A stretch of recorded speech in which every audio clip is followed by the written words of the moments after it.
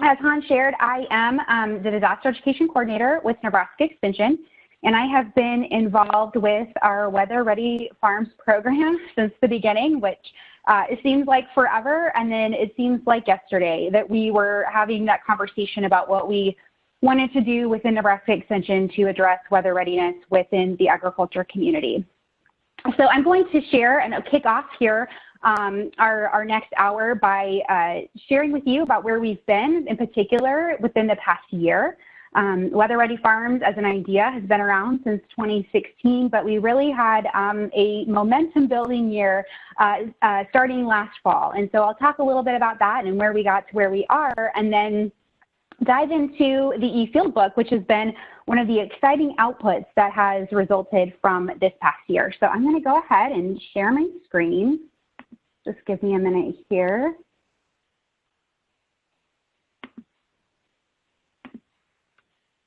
Okay. Hopefully you all can see the Connect Extension page.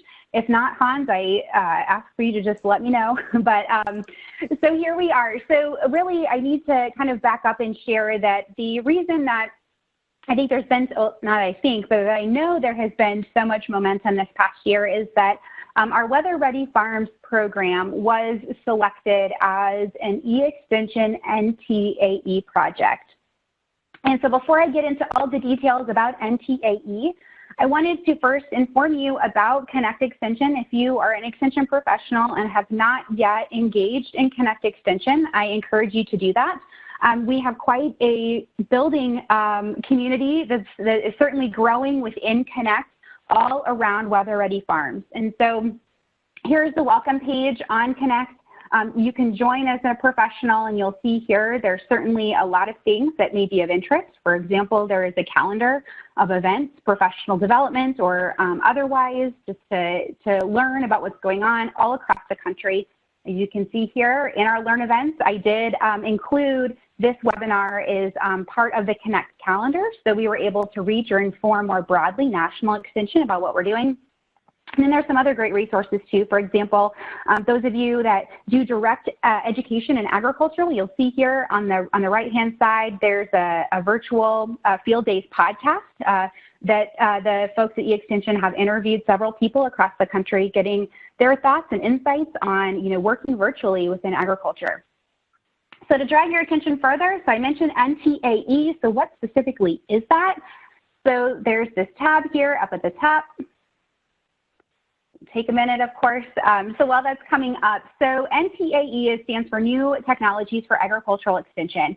And this has been, an opportunity, I think, for me personally to learn more about what national projects and initiatives are going on within Extension. So last fall, Tyler Williams, who many of you know, and a good friend and colleague that has now left Cooperative Extension for an opportunity in the private sector, had talked to me about this opportunity to potentially do an NTAE project. And as we were talking, it was almost one of those, this sounds too good to be true, like capacity and help to further our idea along. And so with a little bit of research and with the idea that we were going to do it, we did it. And so starting last fall, we were able to work with the eExtension team to further develop the Weather Ready Farms concept. And so on this page, you'll find that there's some information about NTAE.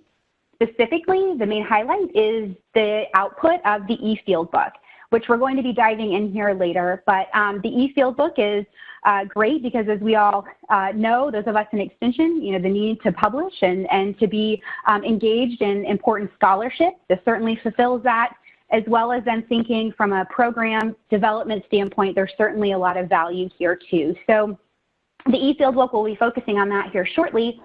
But then you can see here is the listing of our current projects through eExtension for this year. All of our projects are wrapping up. So we are focused on weather and climate resilience within agriculture, but you'll notice there's a project on pollinator stewardship and indigenous food sovereignty, as well as gaps within treating water on farms. So it's kind of a diverse group of projects.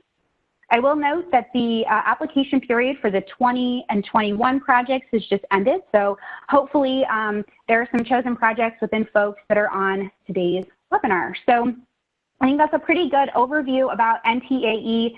as I shared, it wouldn't be possible us today to talking to you without really the jumpstart of the e-extension funding, as well as the capacity, all of the professionals that the e-extension team was able to allocate to our work. We were able to work with a catalyst, so a retired Dean and Director of Extension who really served as a mentor and a guide for us throughout the duration of the past year. In addition, we worked with the e-field book editor, our project manager, who really kept things on track. As we know, time is always a limiting factor in Extension, and she really ensured that we were able to meet the benchmarks for success and the deadlines that we had coming our way. We also worked with the marketing professional, the evaluation professional, partnership development, and then professional development as well. And one of the exciting things for the 2020-21 year is that they are going to be adding a leadership component as well. So from a well-rounded perspective, I feel like Weather Ready Farms program certainly made a lot of strides in the past 10 to 11 months. So now I'm going to shift over to specifically what the e-field book is. So here I'll have Hans put in the chat pod a link to the e-field book. So it should be the efieldbooks.extension.org. And I'm actually going to show you what the bookshelf looks like. So one thing that you'll note when you have an opportunity to visit the bookshelf is that it first asks to connect to your LinkedIn account. This is not an accident. So one of the important features of the e-field book is that you as the user or any user can engage with the content and to personalize it and to tailor it to your liking and to what is of interest to you. And in order to do that, e-extension needed a partner with LinkedIn, so there was this kind of designated platform to be able to allow users to personalize and tailor. So I'm going to log in here using my account, sign in, and then it's going to take us to the bookshelf. So right here is the cloud bookshelf. As you can see, there are several e-field books. Weather Ready Farms is one of them, but there's topics like evaluation and diversity, equity, and inclusion and urban extension. So if we go right over here, I'm going to click on our Weather Ready Farms field book, Resilient Agriculture. So here is just some features here. Right when we log in, I'm going to move my camera here so I can access some of these things. So you'll see here that it's certainly there's a lot happening, but the more that you look at it, so I'll kind of walk through that a little bit and give you an overview. But e-extension and the folks at EduWorks designed this e-field book with the user in mind. So I shared about the opportunity to tailor the e-field book to your liking. So as we look here, there are some really great features. A couple of them are noted at the bottom of the screen. So we have the Knowledge Network, we have Discuss, and we have My Notes. So each of those you'll be able as a user to interact with. But first, before I get ahead of myself, I wanted to mention the menu. So our menu is broken down in a couple of different sections here. So Contents, as I click on Contents, you'll see that each of these content headings is interactive. So I'm able to click on each of those hyperlinks, and it takes me directly to that page. So if I go to Overview of Climate and Weather, it's going to take me to that page, and I'm going to see specifically what our program team, our contributors and the authors of this e-field book put together specifically for you and accessing it. So did a lot of ideating over the past year on what we felt would be helpful for you to get started in your climate and weather ready programming journey, as well as a starting point for you to build off of and curate your own resources as well. So here is the overview page. Many of the other pages are designed similar to this, so with a little bit of a visual. Here, we've been able to embed some videos, as well as some other graphics and content. And so I'm not going to be able to go through all of the features of the e-field book, but I certainly wanted to share some key highlights because I really think it involves getting some hands-on experience with the e-field book. So if you have a chance to access it, I would encourage you to do that. So some things here that I want to note really quick before I hand it over to Martha to specifically talk about climate and weather. I wanted to share that at the bottom of each page, there's a feedback feature. So we as a project team would love to know, was the information on this page useful? Did you find it to be valuable? What might you add to it? And so there's opportunities here to click on the discuss button, and you can share some of your discussions or observations about what you're seeing specifically on this page. So that's a way for you as a user to interact with the content, which I think is really fantastic, and submit that. And then there's tags at the bottom of each page that our team has gone through and created these word tags to be able to archive information around a specific topic. So, for example, variability. If I click on variability, everything that lists variability within our e-field book comes up here. So I can see that we mentioned it here in section 1.4 and 1.4.1. So that's a really great way to see kind of where we've archived this information and made it easy for you as a user to find that. So I just click X and X out, I can. So a couple of things here before I take it over to Martha. The first being that we have a notes page or notes pages built on each of these pages. So again, I shared I wanted you to interact with the content here and be usable for you. So you can create your own notes. So anything that you want to come back to or use as you're developing your own programs or working in collaborative teams on this topic, this will allow you to tailor it to find that information to come back to. So it's really kind of a, maybe it's a relay, right? The project team has put together this e-field book, and then here's the next step of this relay is that you can add to it and build to it as you see fit. So that's the beauty of the notes page there. And then the other final piece here that I wanted to draw upon is the knowledge network. And the knowledge network pulls information from all of our e-extension resources. And here we're still kind of working through the kinks as we establish the weather readiness. But if you click on Knowledge Network, you'll be able to find resources that potentially, not always, align with the topic at hand. And so as you scroll through, there may be something that catches your eye that says, I want to come back to that, or I want to be able to use that in the future. And if you simply click, for example, add to resources, by clicking on that little button there, it then adds it to your specific version of the e-field book. So again, and yet another way to personalize this resource for your liking. So with that, I'm going to pop it over here to Martha, and just the final piece on the e-field book in general specifically, I will share a video link in the chat pod that you could view on your own time. It's really short, it's under 3 minutes, but essentially shares and provides information around all of the e-field book features. So I'll pop that in here, and thank you.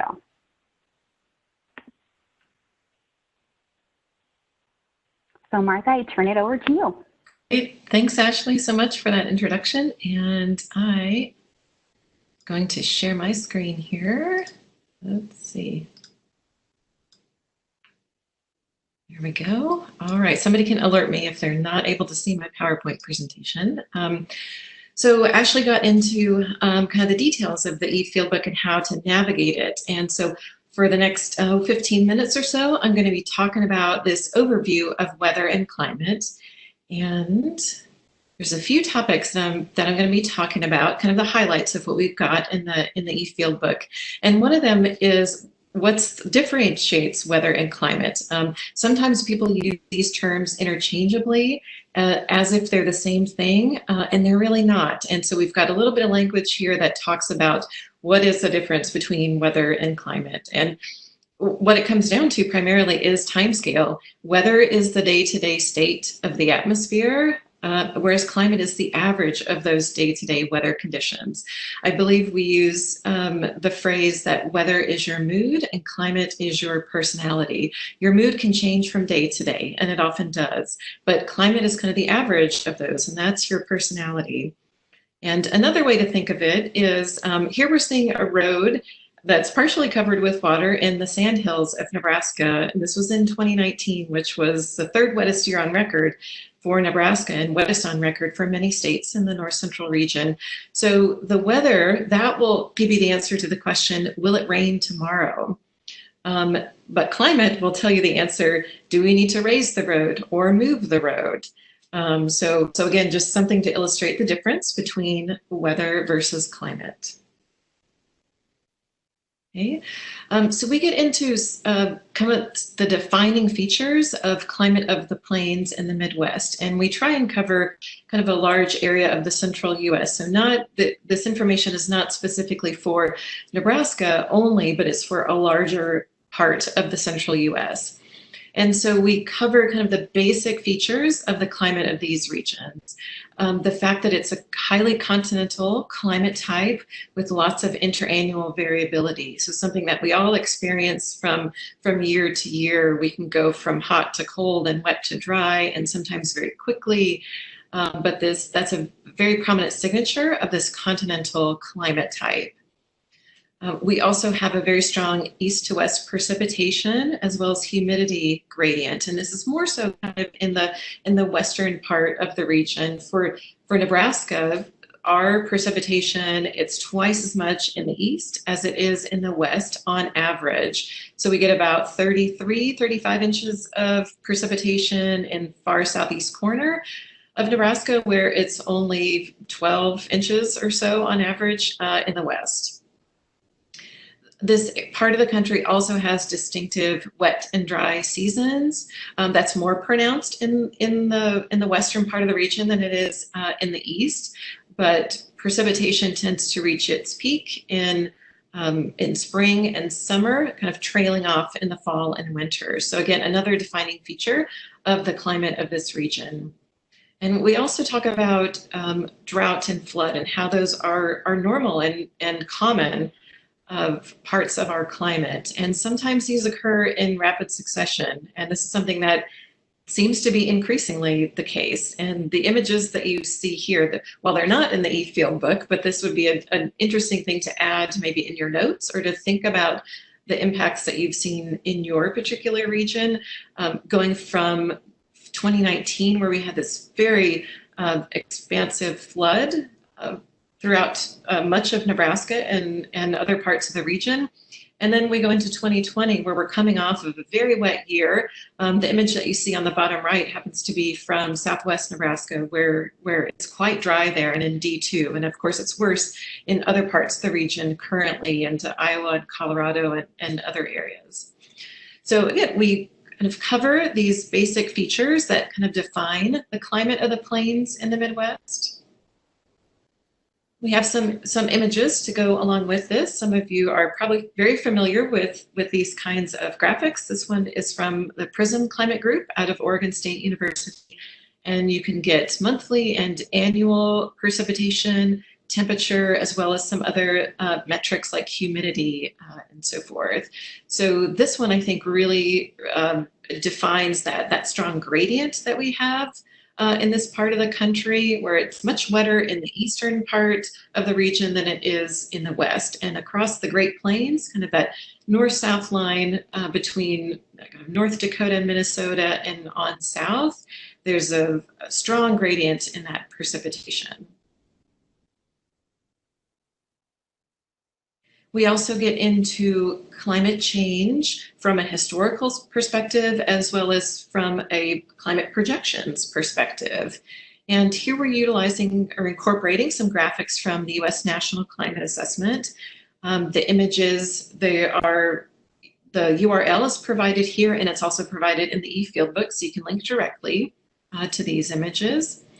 And what you're seeing here is we're looking at kind of the past 30 years, 1986 to 2016, minus a time period in the past, so 1901 to 1960. So we're comparing two different time periods and looking at what's the difference in temperatures. And the top bigger image is showing you annual temperatures. We've also got winter and summer temperatures as well. And the general theme you can see here across the region is general warming. That warming is stronger the further north you go and the further west you go. This warming is also stronger in winter than it is in summer. And again, keep in mind, this is comparing the most recent 30 years, roughly, so 86 to 2016, minus a historical 60-year time period from 1901 to 1960. So there are different ways that you can look at historical trends, but just keep in mind what we're viewing here. Also, what you'll note is this warming hole that's kind of identified and it shows up in the literature. And it's actually caused, it's kind of a complex feature that you see here. And there are multiple reasons for this that are both natural and human caused. And we don't get into the weeds of that necessarily, but just recognizing that we do see this kind of warming hole that shows up in the summer temperatures as well as annual for parts of this region. So that's temperature, and then we've also got a look at precipitation. And what we've seen, if you focus on the central US, is a trend toward wetter conditions. So the annual precipitation is the larger image on the top of the screen, and then you've got the 4 seasons here. So we can see it's overall wetter. Not necessarily the case for portions of the West, but for the central US in general, we've trended toward wetter by about 10%, roughly. And if we look by season, we notice that there's kind of shifts in precipitation and this difference in seasonality. We see changes in springtime and fall. If we focus on the north central US, we see those are the seasons where things have gotten wetter over time. We see some variances in wintertime precipitation, kind of drying in the western part of the region, wetting in the west. And so you can kind of zone in on your particular area of interest and see how those seasonal precipitation patterns have changed as well as annual precipitation. Okay, we talk a little bit about climate change, natural climate change and variability, as well as human-caused climate change. And one thing we feature is natural variation such as La Nina and El Nino, and the fact that those are important and do impart this decadal variability and trends in our climate. And so what I've pulled up here, this is not an E-field book, but I think it's a good representation of why La Nina, for example, is important. We're currently in a La Nina watch. So that means that they're expecting a La Nina to happen. The chances are highest for us to enter in from a neutral into this La Nina category.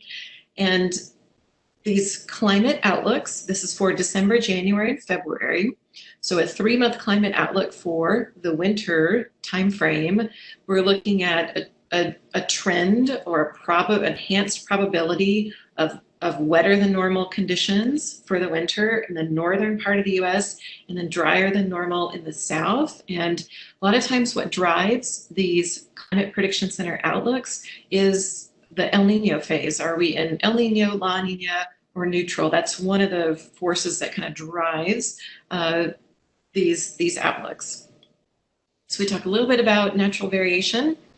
And then we talk about climate change. So what is that long-term trend and why is this happening? And the fact that this is enhancement of this naturally occurring greenhouse effect from human activity. The carbon cycle, we're out of balance. We're putting more carbon into the atmosphere than we can effectively remove. And that is resulting in this long-term trend. Right, so that's kind of this escalator ride that we're going up. We see the year-to-year variability there in the bottom right of the screen. And here I'm focusing in on the central US and winter specifically. In the top end, what I'm showing you is a winter outlook. So here we're looking at, same as what precipitation in the previous graphic, but this one is for winter tendencies. Another factor that drives these climate prediction center outlooks is kind of our recent past, how persistence of a trend. And so on the bottom you can see, and what I showed in some of the previous images where we've gotten warmer, winters have have gotten warmer in particular over the long term. And so this persistence of the long-term trend is another factor that, that helps to drive these Climate Prediction Center outlooks. Okay, so we also talk a little bit about the implications of these changes that we've seen. So two of the images that we've included in this eFieldBook guide, again, come from the National Climate Assessment. You may have noticed some of our other graphics do come from the U.S. National Climate Assessment. And two things that I think are really important from an agricultural perspective is what's going on with heavy precipitation events, which is what you see on the left. So this is the percent land area of precipitation that falls in that highest percentage of those rainfall amounts. So those rainfall events that do result in impacts and erosion and difficulty getting into the field, less effective precipitation, chances for flash flood, those kinds of precipitation events is what you see in that. That is for the U.S. as a whole, but that is the trend for the central U.S. and for Nebraska and for this area of concern here. Another impact or implication of climate change that we see is the lengthening of the growing season. To state here in this image, and the length of time here that we're looking at this trend is from 1895 to 2016. So we're looking at the change in the length of the growing season. So you see mostly green on that image, and so you can see how many days we've increased in terms of our growing season length. We also get into projections. There's a lot that we could look at here. I'm including some of the highlights here on this slide.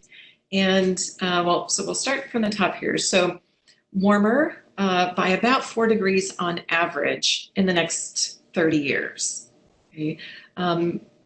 We are looking at that warming to increase by up to 9 degrees in a couple of more generations. So at the end of the century, if there's no climate mitigative action, then we're looking at furthering that climate warming for these areas. If we do put action into place, then that will kind of level off and stabilize. So just to put some locations associated with these degrees of change. So if you're currently in Des Moines, Iowa, by the middle of the century, if your average temperature increases by about 4 degrees, that's like Topeka, Kansas, present day. If you go up to 9 degrees warmer than present day, now you're into Stillwater, Oklahoma. So putting kind of some locations to put these changes and these values, this warming, into perspective. We talk about the growing season lengthen on average about 30 days longer. But as we all know, growing season, it can vary quite a bit from year to year. I know in Nebraska, the earliest date of last freeze in spring compared to the last date of last freeze in spring, that can vary by about 2 months or so.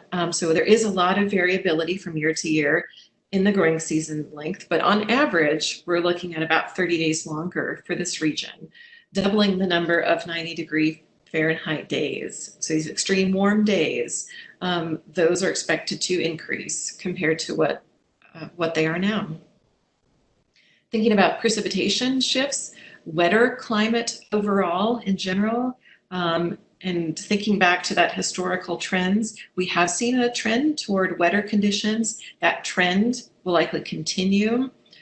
Generally wetter winter and spring, drier in summer, and wetter in fall. So kind of shifts a bit in seasonality of that precipitation. And one of the things I tell folks when I'm out giving talks in Nebraska and elsewhere is planning for an overall wetter climate that's going to be punctuated by droughts. The fact that we will still have drought events in the future, as well as flood events, but planning for that overall wetter climate that is going to be punctuated by droughts. And then finally, more heavy rain events. So we have seen that historical trend toward heavy rain, and that's expected to continue. That's the image that you see here. That was taken at Goodmanson Ranch in north central Nebraska. That was a road there, and it got washed out from a heavy rain event. So just an impact of increasing heavy rain events. Okay, so another thing I think it's important to keep in mind is weather. That's one way in which climate change manifests itself. And so here at Nebraska, we've put a lot of effort into being weather ready and weather aware. So Extension has a large team. Ashley was a part of this team.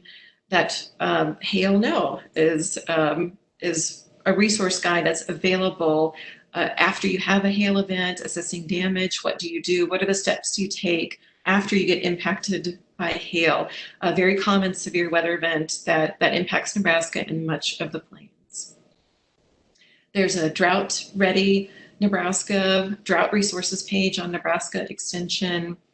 There was a larger effort looking at climate scenarios and what sort of decisions you should make on your farm, on your ranch, based on what the climate outlook is for the upcoming season. So I showed a few of those for this winter, looking at warmer, wetter in the north, drier in the southern U.S.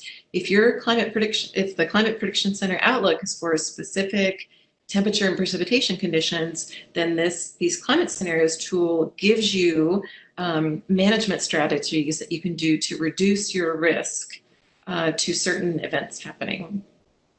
Understanding your local conditions, taking weather observations on farm, knowing what your state Mesonet observations are saying. That's one that you see here. That's from a Nebraska Mesonet observing station in Arthur.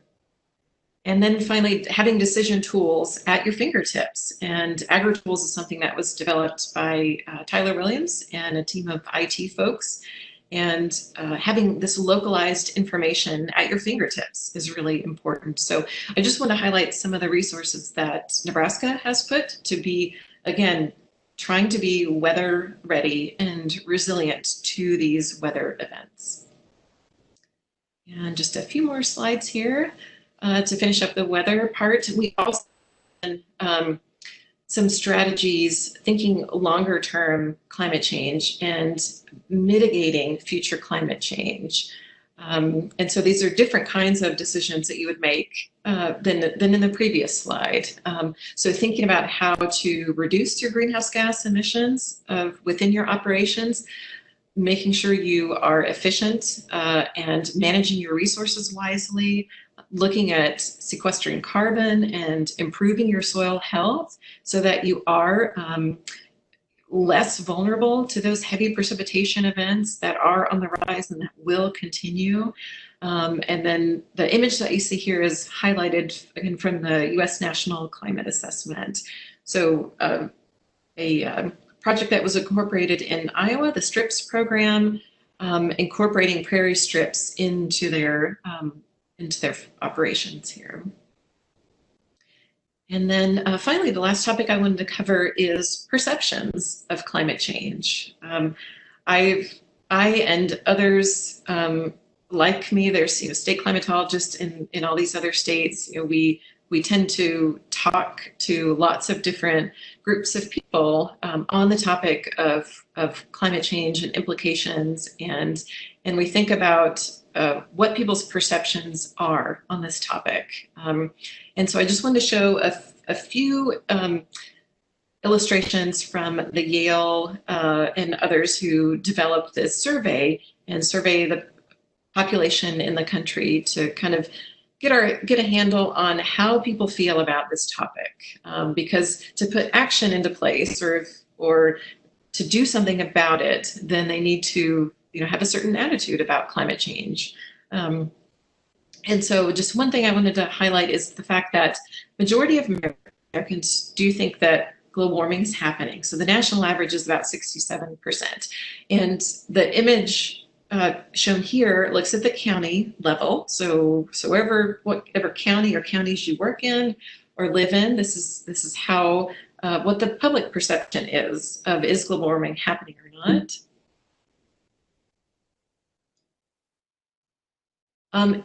So then when asked the question, is global warming affecting the weather?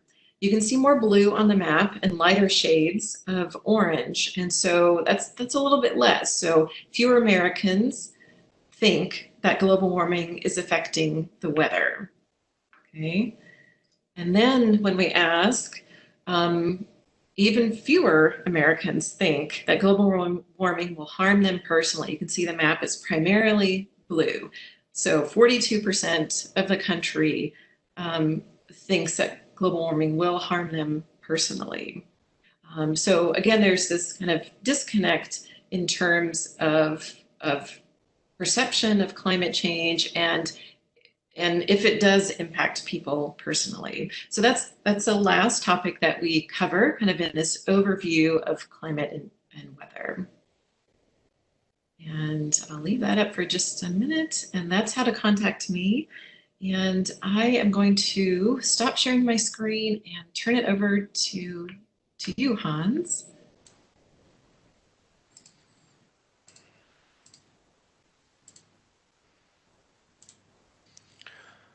Thank you, Martha.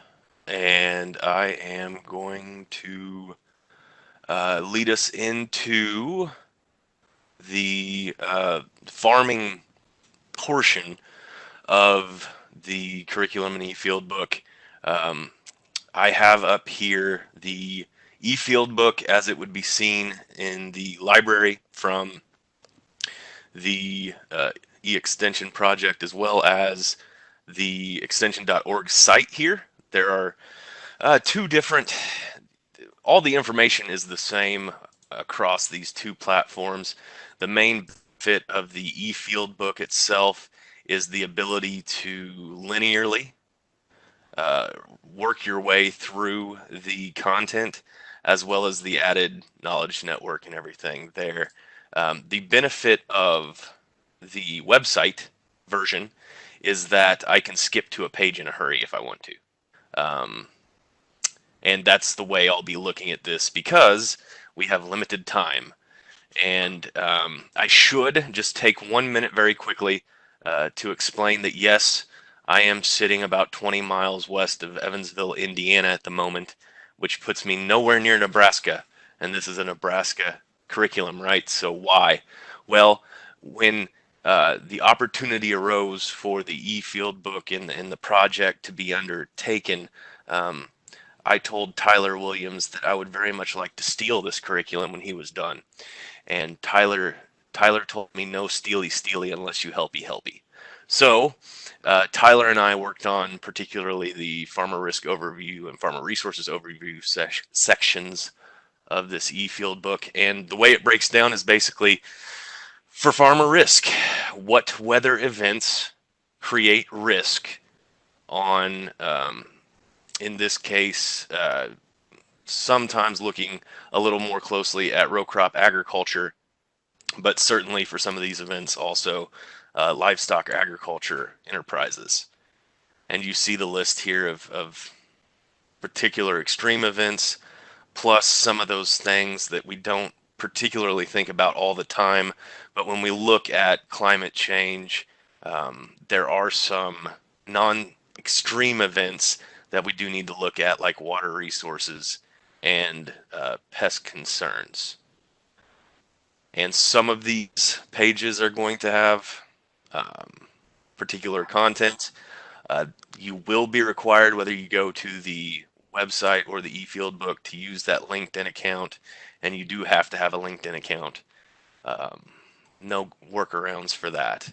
But every page should have a short amount to read and a picture. Some of the pages are going to have interactivity as well. And when we bring in the Peeble interactivity, that's where you do get into the need for that LinkedIn account. But farmer risk, fairly self-explanatory there. And then farmer resources, we look at kind of the BMPs, the best practices to reduce that weather risk. And particularly here, you're looking at agronomic practices. If you're a certified crop advisor, or you know one, you know that they break out production agriculture into these 4 categories here. So we do highlight some of the more traditionally thought of sections within production agriculture. If we go to nutrient management, we will see 4R nutrient management highlighted, as you would expect to see for something like this. If we go to soil health and water conservation, you know, we put soil health in there. It's not just soil and water conservation. So Natural Resource Conservation Service staff on the webinar today should be fairly happy with me for that. And then when we get out of agronomics and data, we do get into economics as well, and some of the resources that are available there, highlighting some USDA programs, highlighting the SARA program, and as well as crop insurance and what that looks like, both as potential products that may be available and the nuts and bolts of crop insurance and the fact that that is a public-private partnership. So that, I believe, covers those 2 sections and takes us right up to the meat of the thing, which is the Weather Ready Farm curriculum. And I'll turn it back over to Ashley now to cover that section. Great. Okay, thanks, Hans. I'm going to go ahead and share my screen one last time, be cognizant as well of our time here so we have opportunity for questions. So I have a few slides prepared. So I'm sure there are some folks that are aware of what we've kind of been working on here for some time, and then others may not. So I'll provide a quick overview. Basically, the essence of this is the little engine that could. We have been doing a lot of self-pep talks. I think I can, for the past few years, trying to keep things moving with this. We think that we're onto something, but with all of the responsibilities we extension folks have, as well as just, looking at a new program that's developing, we've certainly learned some things along the way. So a quick, really bird high-level view here. We think about the transformational triangle within extension education, and really the peak of that triangle is the depth of programming and degree of impact, which is high. That is where we believe that a Weather Ready Farms certification program fits within Nebraska Extension. So climate literacy certainly is the foundational education that has to happen, but as we move up and through, Martha mentioned the scenario-based planning tool that we've developed over the past couple of years. We've worked with farmer focus groups. That is all leading up to what we think is this pinnacle experience of a Weather Ready Farms program. So why a certification program? Certainly, right, a lot to bite off and chew, but we think that there is some advantages here. One of those is that we're looking for our target audience to apply the information and the knowledge that they're learning through extension programming, through programs with our partners, and be able then to implement some changes to show some behavior change within their operation. We think it is an opportunity to address an issue from a lot of different angles. We hear a lot about and are seeing specifically funders asking for multidisciplinary, interdisciplinary work. And this is really where the Weather Ready Farms program can fit in, because it does require folks that have a background in, agriculture and the soil, health and plant health and pest management, as well as people with a background in social sciences, right? The risk and crisis communicators, the disaster educators, for all of us to come together around this specific issue. And we do also think that it is a great way to work with our partners, both in Nebraska, in the region, and shout out to Purdue and our other North Central states as well, to think about here from a collaborative standpoint, how we can increase resiliency in agriculture. So how do we get here? Well, our team at Nebraska, we researched some opportunities or some things that already exist within this space. So Michigan and Missouri both have programs, certification programs, and in which they're offering very, very different from our vision for Weather Ready Farms in a sense, but also similar, right, in that the kind of overall experience is what we're trying to develop and target.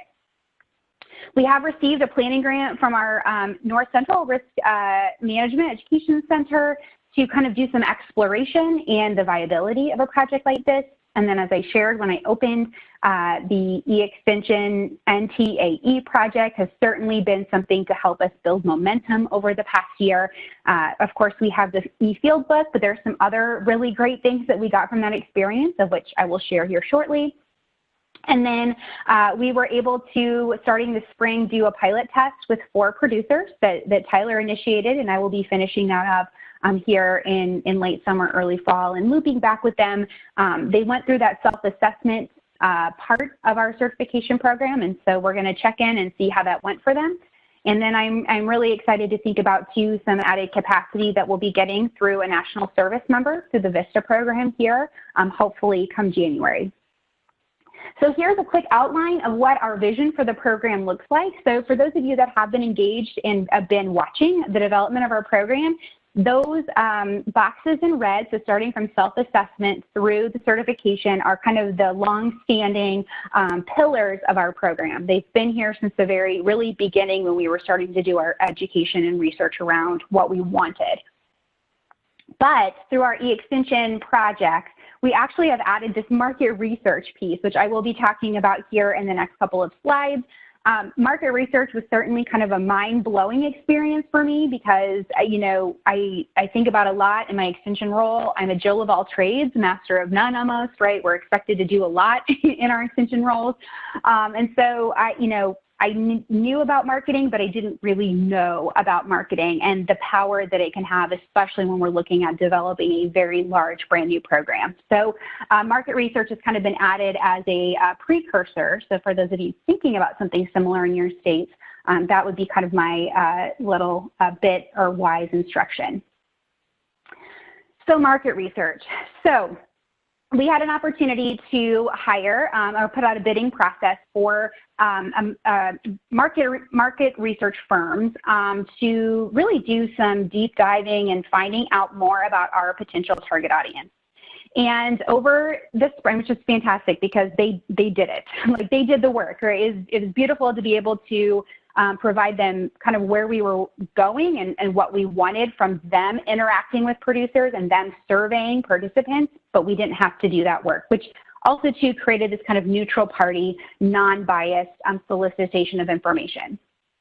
So in April and a little bit of May, the market research team used their survey group within their firm to call producers. And, you know, we think about April and May and the spring. That was really kind of when COVID was prime disruption for folks. And at that point, we were really unsure, were producers going to want to talk to a firm about their thoughts on weather readiness and about Nebraska extension? But sure enough, they did. And the average conversation that the survey team had was 16 minutes in length, which I think was pretty amazing. But this team was able to reach over 300 producers across the state, though they did target the primary producers in kind of the east central part of Nebraska, which is kind of what we're looking at for our soft launch rollout of the program. And from those results, which we're still gleaning and learning from, we did find out that most of the folks that know in Nebraska Extension know us because they have to take pesticide certification training. We're contacted through the State Department of Ag to deliver that training. And so that's kind of our gateway to reaching people. But then we also learned as well is that the folks that do know Nebraska Extension know us because they trust us. And they find us to be really relationship-based and relationship-oriented, which I think is also a really great testament to Extension's character when we think about developing relationships with participants to participate in a program. So the market research firm really helped us go through the data. We're still going through that now, but what we're finding out is that we are ready to fully launch, and as we start crafting this program and developing this curriculum, we need to be fishing where the fish are. There's a possibility that this program could be for all Nebraska producers, but that is not realistic. And so where are we going to fish where we know those fish are biting? And so that requires us to have an understanding about the values of our target participants. Along with that, we've learned that we need to find the opinion leaders among the target participants. These are those producers, you've probably worked with them, that you get them hooked into your program, or you share about some resources or information, or you want to maybe do an on-farm research project or collaborate with them in some way, shape, or form. These are the folks that will willingly jump in and be a part of that process and engage with you and develop this relationship, and in turn influence other producers. And then finally, we've talked a lot about recently about, as we develop Weather Ready Farms, to create a messaging platform that really aligns with those values. So just finishing up here, our curriculum has certainly not changed a whole lot since the beginning. We knew that we need to have kind of these key pillars of curricula to be able to kind of focus all of our work in and align current and existing Nebraska Extension programs, as well as partner programs around. So what you're seeing on the screen here are those 6 kind of program areas. It is very loose at this point. There will be some work that will happen here soon on really kind of doing a gap analysis, or really figuring out a cataloging, if you will, of existing opportunities, and then determining where some opportunities might be. And as you can see, as I alluded to, this multidisciplinary work, these topics certainly touch upon multiple teams within Nebraska Extension and multiple projects, grant funded and non-grant funded, that certainly can add life and add element and dimension to what we're trying to do. So with that, I think, Hans, I'm going to kick it back to you to navigate some questions folks might have. Sure, thanks, Ashley. I do want to mention briefly that I did promote Laura Edwards to a panelist position, and Laura is chair of the North Central Climate Collaborative, state climatologist in South Dakota. So that's why she's on that list. And I am going to actually open a poll at this point and leave that up for the first question or two, and then I'll pull it down and open a new poll. But I did see one question, and the questions are coming in. Is this program an outgrowth of the Climate Masters program that Nebraska developed several years ago?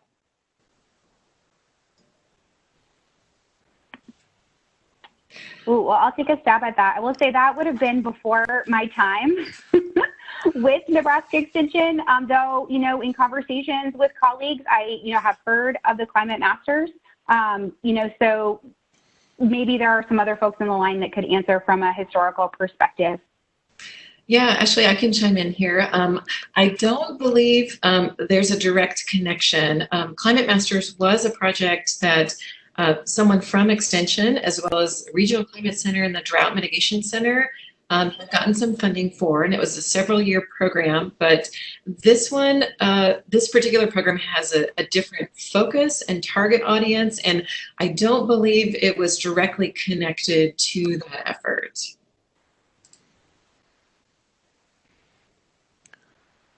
Thank you, Martha. We do have, yes, another one in the chat that says, where does grazing management fit into the e-field book for carbon sequestration and farm resilience? Would either one of you want to cover that, or do you want me to cover that? Okay.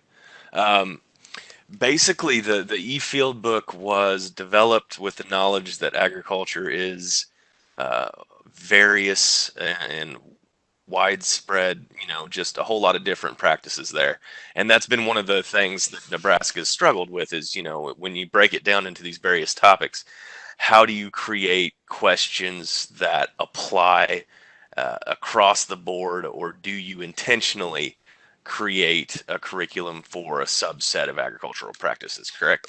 So what we've done with the e-field book is, in the back of our heads, it was we wanted to make it as wide as possible in scope for audience, but it really does kind of pan out to be a kind of a row crop agriculture curriculum and example.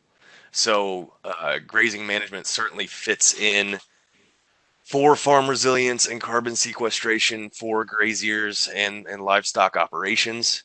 Does it get specifically discussed in detail in the e-field book? No. And in our defense, there's not a whole lot that gets discussed specifically in detail. It really is kind of a broad publication. Anything to add? Okay. I do see we have a question in the Q&A. Okay. If we want to adapt it to our region, how do we begin? That's a valid question. How do we begin? You know, we found ourselves asking that a lot, like, how do we begin? And I think we just decided, let's just start making things happen. So to specifically, though, answer, I'm a very operational, like, logistics person. So if I were to give you kind of a quick step-by-step, I would say form a program team. Could be, you know, a couple folks. It could be a handful. Of course, I am from, you know, the emergency management realm, so I think about the number of folks involved in an effective team, so probably about a handful to realistically get some things started. But I would take a look at, and you know, this is a starting point, right? I mean, this is the beauty of Extension, is that there's so much individuality built into our own systems and across the country. But, you know, not to reinvent the wheel, we have those 6 kind of curriculum areas that we've identified that, as I shared, have stayed pretty consistent over the years. So I would certainly start by looking there and then identifying, you know, within your institution, you know, and within your partners that you're already working with, maybe where are, you know, these key programs that are happening or being delivered, or what gaps there are. So that would be kind of my second then, is to really take a look at the topical areas. And then 3, I would just say breathe. Like, it's, you know, this has been, I think the reality of this program is it's been slow moving, you know, and I feel like some days we're not moving fast enough, but I also think that we've been able to be pretty intentional despite, right, things moving slowly. And so then to tack on a quick fourth one is that start looking then how, you know, you might make something like this actually like implementable. So whether that's securing a specific partner or, you know, finding some support from your administration to maybe allocate some more focused time, right, to a project like this.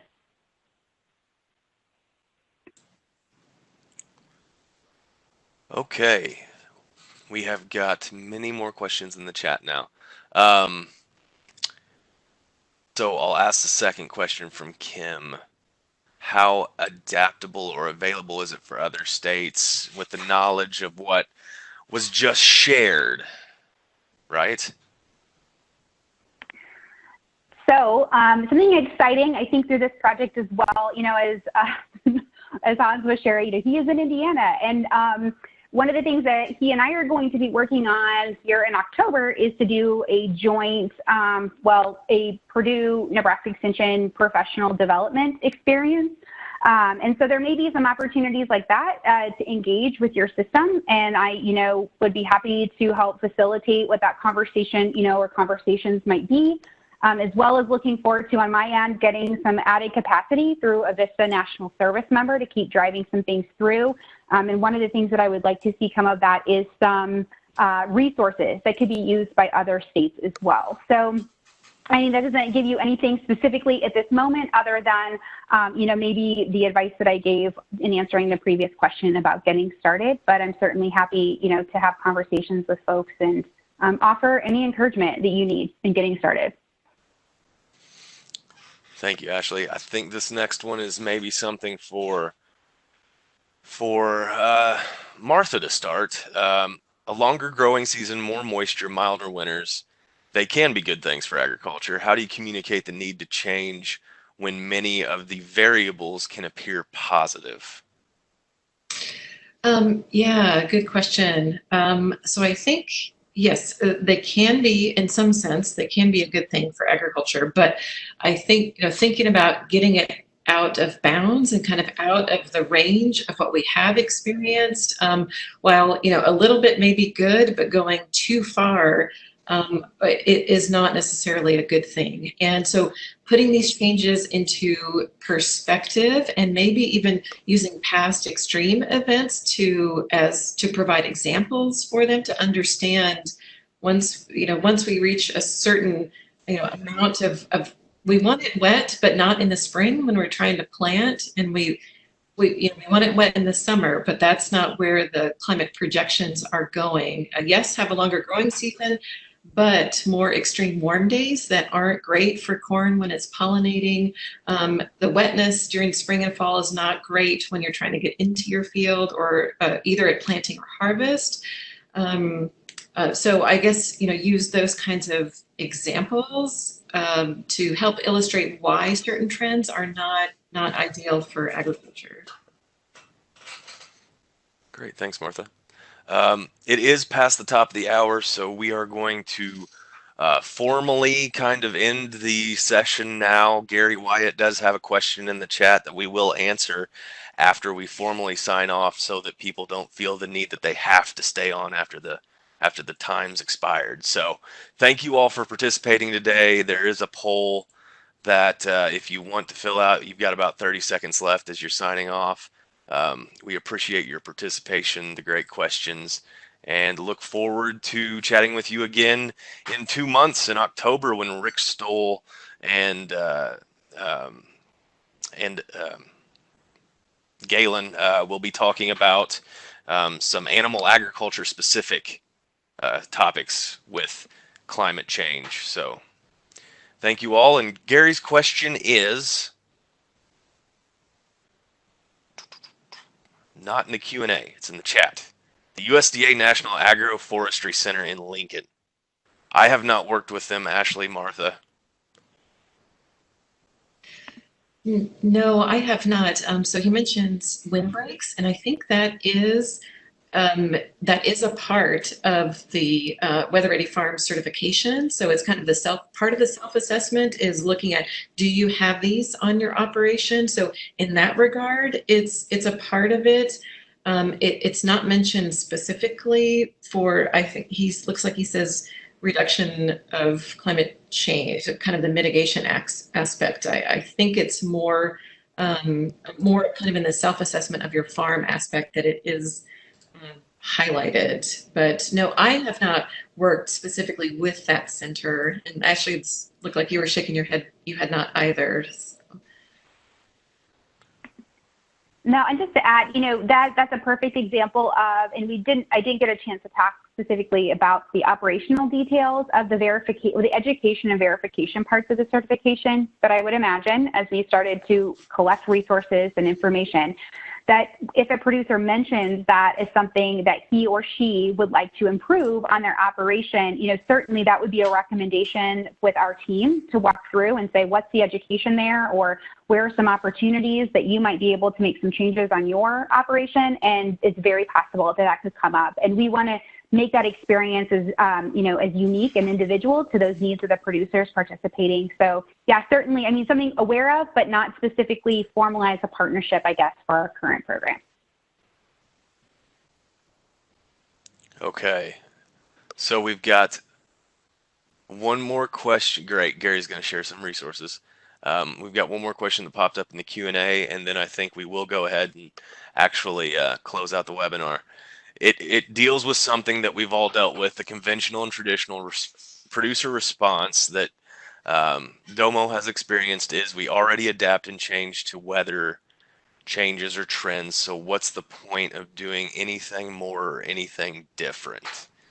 And I'll give each of us maybe one opportunity to share their thought on that, and then we'll sign off. So Ashley, you want to start? So, yeah, that's a loaded question. I just think about the work we've done with the market research. So thank you for that, though, because I think it's important. So the work we've done with the market research firm has been challenging us to think about personas, right? And if we're thinking about now this kind of whole farm resilience piece of it. And so they've really challenged us to be thinking about finding those folks who are really passionate about their craft and about the next generation. We've kind of looked at all the data for demographics of potential participants, and I think that's just something that's really stood in my mind is that, something like agriculture is continuously changing. As I think about the agricultural technology available to producers, right, this is a group that is really, they're learning a lot and learning a lot very quickly. And so tapping into that and that person that is more likely to think about kind of the longer term, bigger picture, societal impact is something that we're, really mulling on here. Yeah, I've heard similar comment as to what Domo points out. And the one thing that I stress to people is that our climate future will be different than our climate past. And so the strategies that worked in 2012 or in 88, or pick a flood year, pick a drought year, it's like that's going to be amplified and magnified. And we are entering into this space where it's unprecedented. It's unlike what we've experienced in the past. Therefore, how you've dealt with these extreme events or these rates of change, that's different going forward, which is hard to, you're going into a place where we haven't been, so that's really difficult to realize and talk about. But that's one thing that I stress is our climate future is different than our climate past. Thank you. Laura, would you like to speak a few words to the topic?